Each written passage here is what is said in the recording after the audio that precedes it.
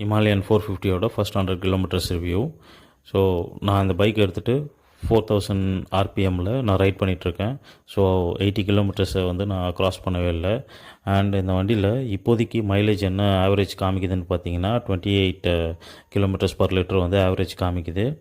And நான் வந்து இதில் 50 கிலோமீட்டர்ஸ் வந்து டைட் டிராஃபிக்கில் தான் நான் ஓட்டிகிட்டு இருந்தேன். பேலன்ஸ் 20 கிலோமீட்டர்ஸ் வந்து பார்த்திங்கன்னா ஓரளவுக்கு ஹைவேஸில் ஓட்டினேன். அண்டு நான் வண்டி எடுக்கும் போதே வந்துட்டு 30 கிலோமீட்டர்ஸ் ஆல்ரெடி கிளாக் ஆகிருந்தது. ஸோ நான் இது வரைக்கும் ஓட்டினது 70 கிலோமீட்டர்ஸ் தான்.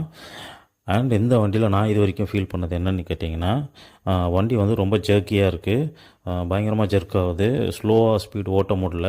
மேபி இது வந்து ஃபஸ்ட் டைம்ன்றதுனால அப்படி இருக்கலாம். இதுக்கப்புறம் வண்டி ஓட்ட என்னென்னலாம் நான் ஃபீல் பண்ணுறேன் அப்படின்றத வந்து நான் அப்டேட் பண்ணுறேன். ஸோ நம்ம இப்போ இதை வந்து ஃபாலோ பண்ணுங்கள். அண்டு ஹிமாலயன் 450 இப்போதைக்கு எனக்கு நல்ல பர்ஃபார்மன்ஸாக தெரியுது. ஃப்யூச்சரில்